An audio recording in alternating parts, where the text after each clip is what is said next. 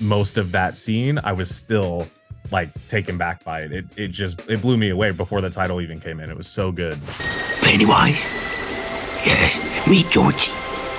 Georgie, meet Pennywise. Now we aren't strangers, are we? It's insane, right? Art the Clown. I'm something different. Hello, friends, and welcome back to another Modern Horror Movie Talk. I'm your host, Tyler Nichols, and we've got Kier Gomes with us. And this is special because Kier actually did a deconstructing for today's video. So you must like this movie a lot. Well, first of all, how you doing, Kier? I'm doing well. Thanks for having me back. I love this movie. So this might actually be my favorite horror movie of all time. That's why I made sure to bring you on, because I don't know. I don't want to then just bash movies, so I always like to have whatever movie I'm covering, I want to have someone on that likes it the most, so this works out perfectly. That sounds like you hate it. I just want to say what that sounded like. That sounds like you saying I hate this movie. I know. I kind of did that on purpose, but we'll get into it. We'll tease it a little bit. Right. So, have you ever read the book? No, I didn't read the book. I am familiar with it, though. I saw there used to be a video, I think it's probably still on YouTube, of somebody reading it over photos of the 1990 miniseries. Oh, that's interesting. I have listened to some of it. It's in like 8 or 9 parts. It's probably still there. Well, I would recommend, because it is a very, very long book, but I personally have never read the entire thing. However, I have listened to it because I listened to the audiobook. And the audiobook is 46 hours long, and it is read by Steven Weber, and it is the greatest audiobook in existence. It is so good. Steven Weber, he immediately entered my Mount Rushmore in terms of voices. He is so perfect in all of the voices. His Pennywise is just pristine, and how he goes from voice to voice. I've come to rob all the women, rape all the men, and learn to do the peppermint twist. I listened to it. I used to have a labor job, and we could have a headphone in, so that's how I listened to it. And there would be times where I was just like, oh, it's messed up. It's a very messed up book. But it's so good.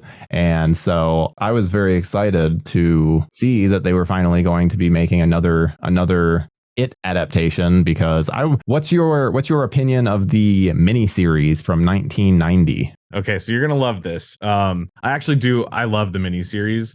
I think Tim Curry is one of my favorite actors, so that's a big piece of it. But I didn't like the It miniseries, or I knew it as like the It movies. I think we had them on VHS. Yeah, I didn't enjoy them as a kid, and I wasn't afraid of them as a kid either. And then as I got older, around Halloween time, you start to watch all those old nostalgic movies. Mm-hmm. So I was probably like 17 or 18 when I started to appreciate it. And then by now, I like it. It's good. I don't watch it as much as the new ones, I should say, It Chapter 1. Now with this film being out, I feel like it kind of makes it so you don't really have, if you want to relive the story, I don't know. I think that this is a much better version than the 90 version, because outside of Tim Curry, there's not a lot to latch onto there. It's very slow. It's a TV miniseries, and so there's also commercial breaks, weird moments. So there's just a lot of stuff that, like, the Tim Curry stuff is so good, but good. I feel like people forget of how much Tim Curry is not in that movie. It's a lot of other stuff, and then the spider at the end is so bad. It's so bad. Yeah, dude. I thought that's what I was excited to see in It Chapter 2, was to see the spider done well. And I won't talk about it, but yeah, the spider is really bad. I feel like the easiest thing to talk about is the iconic opening, because it's the best part from the 1990 miniseries, and it's probably the most memorable scene, to the point that it's been parodied plenty of times. And because of this, it was parodied plenty more. What was your reaction to seeing that for the first time? Did you see this movie in theaters, by the way? I did a lot. A lot. But I actually saw that scene before the movie came out. Yes. They put a promotional, release of it. And so I mean, dude, the marketing of that movie was really good because there wasn't a lot of it up until that scene came out. That was like before the trailer was that thing. Mhm. And I really, really loved it. And I didn't know at the time who Andy Muschietti was. So this was like a completely new thing for me. And I loved it when I saw it. It got me super hyped to see the full movie. But I will say, when I saw the movie in theaters for the first time, having already seen most of that scene, I was still like taken back by it. It blew me away before the title even came in. It was so good. Yeah, it's so intense. And like Bill Skarsgard's Pennywise, which there was a lot of criticism even when the movie was announced, because it was like, no way anyone can do better than Tim Curry. And I think he somehow manages to stand on its own from Tim Curry. I mean, in case people haven't noticed, like, yeah, I love me some Tim Curry Pennywise. And I think Skarsgard's is just, this is from, I believe, frightrags.com. Pretty awesome. But yeah, I think that there's a lot with his performance that just, it really encapsulates what I love about Pennywise from the book, which is that he is just this evil entity. I don't want something that is just, I don't know. I don't want something that feels like every other character. And I think that Pennywise just feels unique in that he takes a bit of joy in it.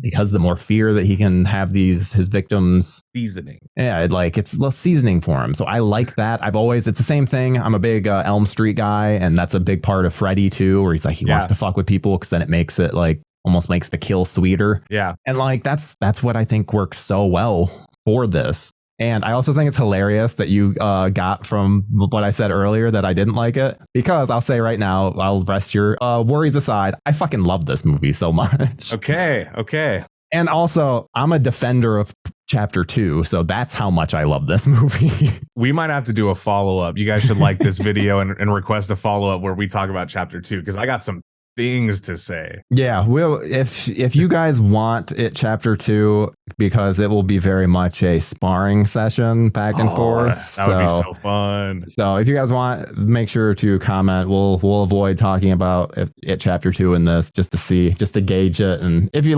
want to, we'll talk about it. But yeah, I think that they just nail everything about the film. And I watched the movie I read the book or listened to the book shortly before I saw the film in theaters. So I don't know, I couldn't be more immersed in Derry, Maine at that point. So I think that they nailed, the Losers Club is perfect.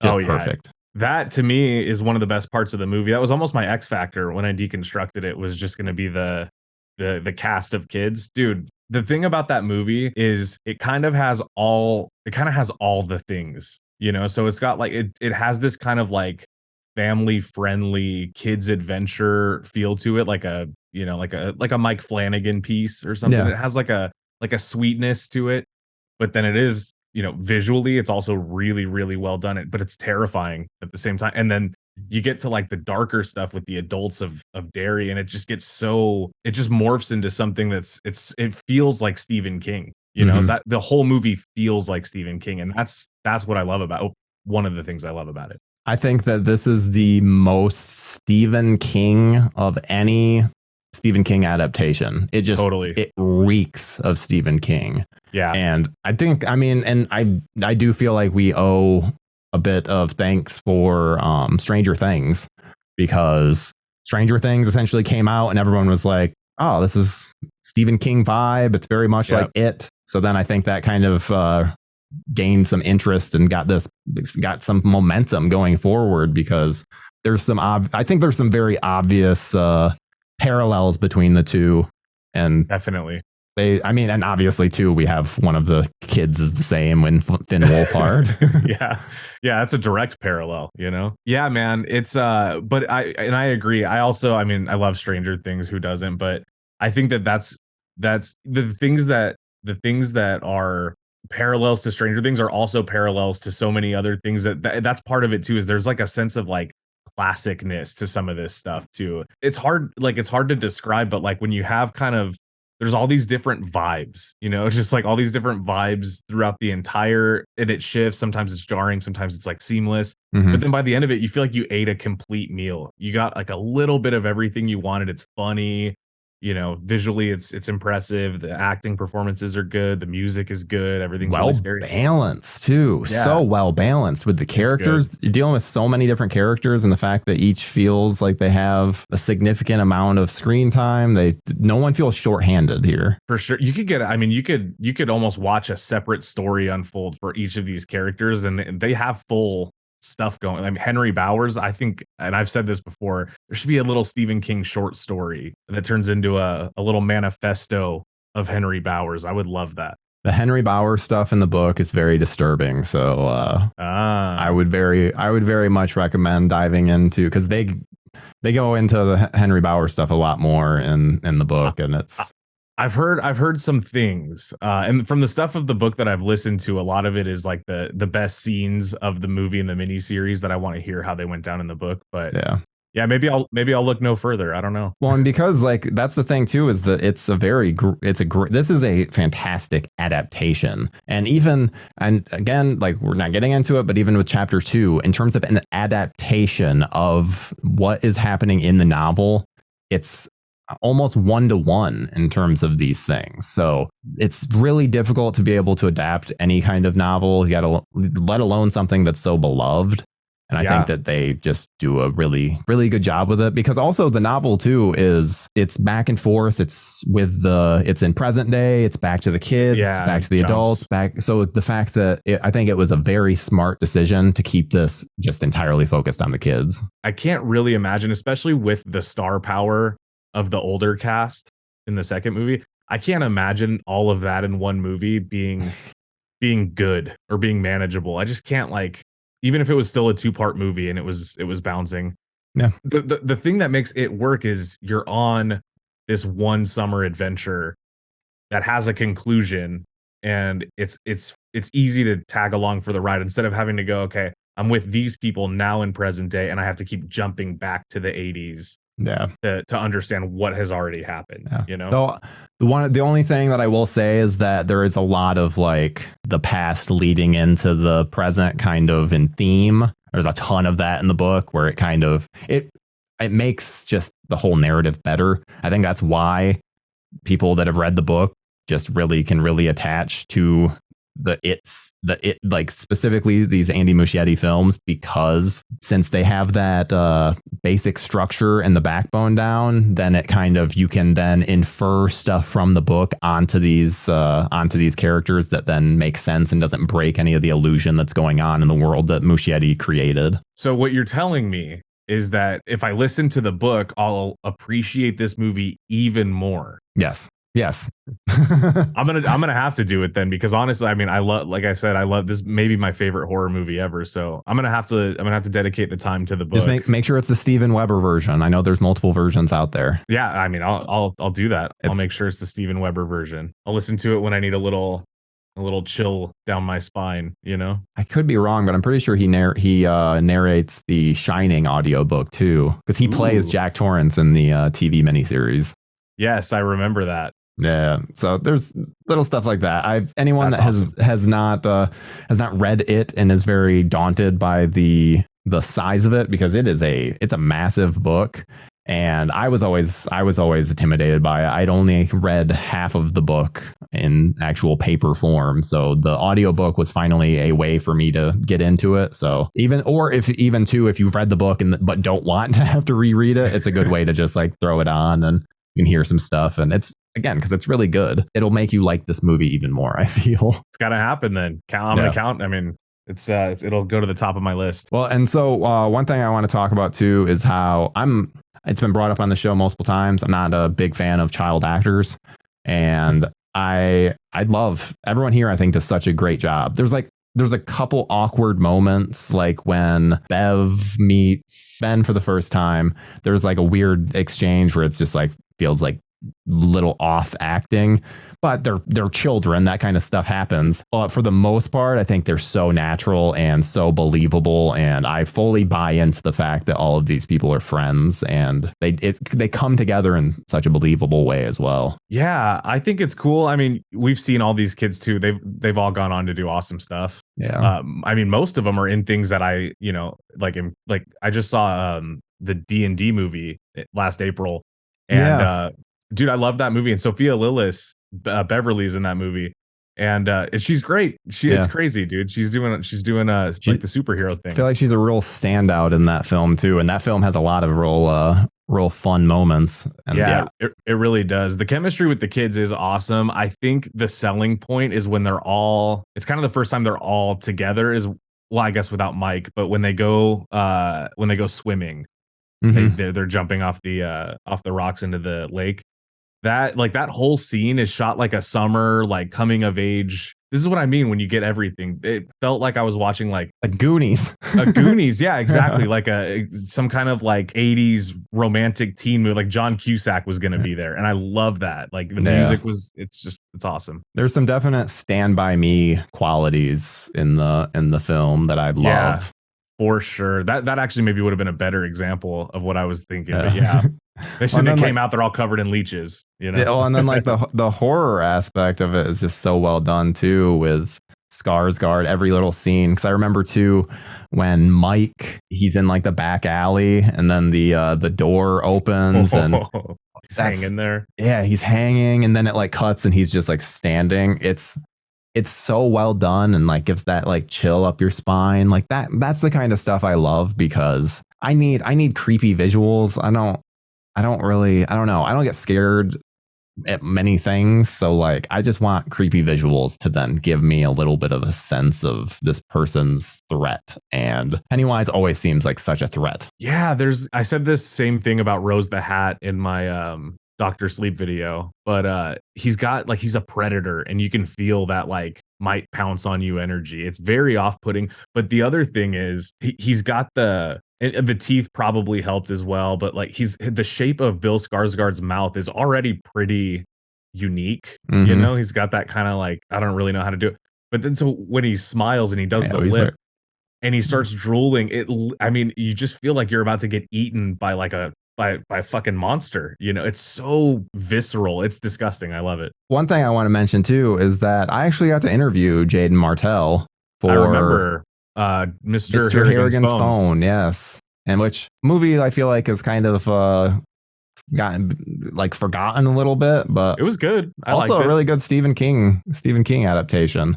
Yeah, I liked it. I will just say that kid was not doing a whole lot of acting in this movie. He's very like just an awkward. Like when I interviewed him, I was like, oh, he really is Bill. Like he's Bill without the stutter. Like very shy and like, but also has that leadershipiness to him. And so I saw that interview. I remember thinking that you asked him your first question that you asked him. I don't remember the question, but I remember editing his answer, I think, or at least watching his answer.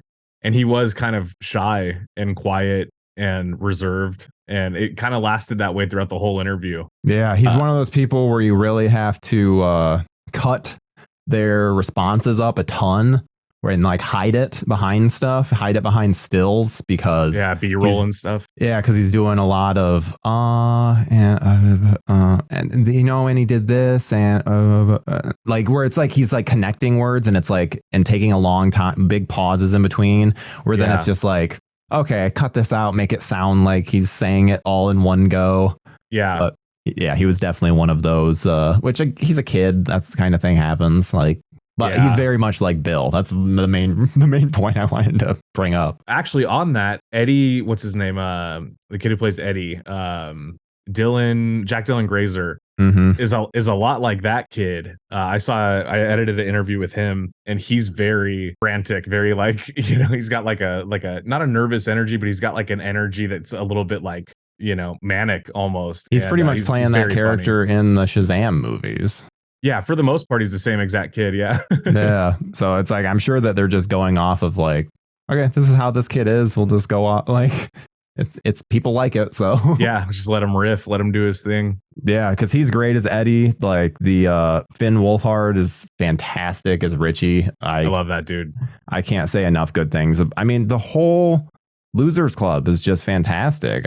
It feels like a real, like I know we said the friendship is real, but you can see too. This is the last thing I'll say about them that in case I keep going on, but it's because I love this movie. There's so many things I could say. I do get a sense that like each of these kids, you can like Finn Wolfhard, his character Richie's doing voices, like little impressions, British accents, or little voices in random moments of the movie. But if you see it 50 times, you start to realize he's doing it whenever he's afraid or intimidated or and it's just so, to get that from any actor is good, but to get that from a 11-year-old kid or whatever he was, that's insane. The fact that you like that, all I'm going to say is you need to read the book. It's like okay. all the elements that you like. It's like, yep, they'd go even more into that in the book. All the things like, I think I'm like I think they're all original thoughts, but it's just no, he comes. It's like a lot of like coming to the realization, like of him realizing that he's using these impressions as like a defense mechanism kind of thing. Very interesting. Okay, I'm gonna have to listen to the book after this. Yeah, this is crazy. It's so good. Yeah, I can't say enough good things about it. And I also want to know, what is your, other than the iconic opening, what's your favorite scene of the movie? There's two that it would have to be betwixt, I think. One because it's cool, and the other one because it really feels like it means something to me. Mm-hmm. The one that I think is cool is the blood in the bathroom, because if you see that in the 90s version, it's not that cool. And then you see it here and it's delicious, and it looks so good. And I love the reaction of when her dad comes in and he doesn't see it and she's terrified.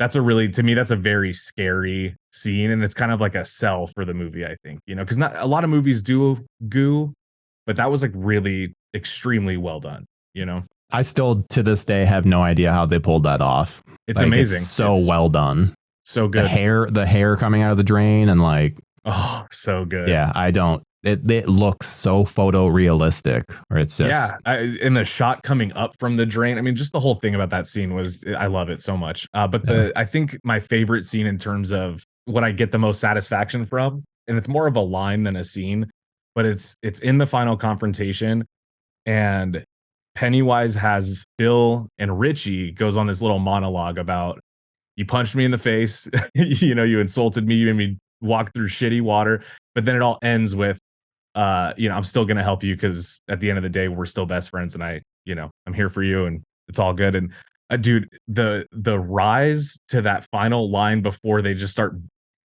essentially gang stomping Penny. I mean, like they just kicked his ass like a bunch of hoodlums. It was awesome. But the rise up to that, still to this day I get emotional sometimes, but the first time I saw it I got emotional. I was just like, it's so triumphant, and it has like a Spielberg level intensity. It just felt so like, it felt so rise above. It was so that's probably my favorite one. Welcome to the Losers Club, asshole! What about you? What's your favorite scene? No, you nailed it. That scene, them fighting Pennywise, in particular, the build up, and I think it's just so well done. I remember seeing this in theaters, and I was shocked at the fact that I like choked up on multiple occasions. Yeah, because there's Bill's reactions to like meeting his brother, like seeing his brother. It's gets me every time. It's even now thinking about it, where I'm just like, like it's one of the best child acting performances that I can think of. It's like, and that's why I like that whole scene so much. But it's just the buildup of it all, and how much because I watched the 1990 version several times.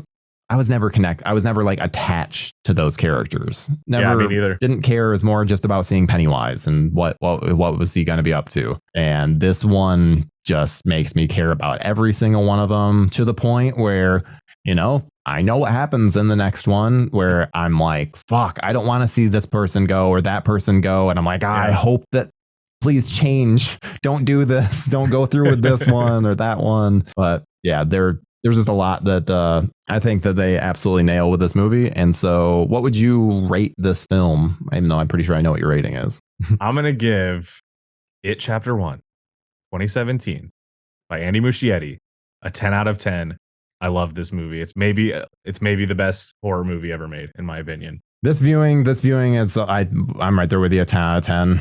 There's very few, like literally the one moment that I can think of that is a negative for me is the CGI on Pennywise going in for the bite on Georgie on the arm. It looks very weird. I would say almost even like the physics of it don't make sense, and that's why it is so weird. Where it's like his eyes are down here now or something, or yeah. Which again, like I get that's another thing from the book. He's a space entity. He's shapeshifter. Yeah, shapeshifter. Yeah. So then he's like in the midst of a transformation. I get it, but like it just that. It didn't look good. Yeah, it just didn't look good. So I'm like, I could have cut away from that. But then, I mean, immediately right after, where it's like Georgie's crawling away and the hand comes out. So good. The visuals in this are just phenomenal, and every time I watch it, I'm blown away. I just upgraded to 4K, so this was my first time getting to watch the 4K. But then also, like, I'm a big fan of this movie, so I had already owned it day of release. This is a I think Target exclusive. Oh, that's cool. It's holographic. Yeah. Nice. Like, I'm a big fan of this movie. But yeah, I think we have pretty much covered it. Let me know again if you guys want us to cover it Chapter 2. It'll be definitely more of a spar because I like that movie a lot. And I think I come at it from a way of like, oh, but it's just like from the book. Oh, but it's just like in the book. Doesn't always mean it's good. We will go get into it later. Well, yeah. Like the video, everybody, and comment for this so we can do it. And also, since we're talking about it, John and Lance went to the It experience in Vegas. There's a video up on the channel. Make sure you check it out. It looks like the escape room was a lot of fun. I wish that I ever went to Vegas so that I actually could try it out. I want to try out the Saw one, but these things look cool. Yeah, it's pretty sweet. And yeah, that's really all. Thank you for joining. Again, make sure to comment what you think of It Chapter 1 if you want to see us do Chapter 2. And also what else you would like to see us cover on the channel. I think we'll probably do some polls now and then just to gauge interest, but we're getting into the spooky season, so we're going to be covering a lot of heavy hitters, so look forward to that. And yeah, we'll see you guys in the next episode. Goodbye. Bye.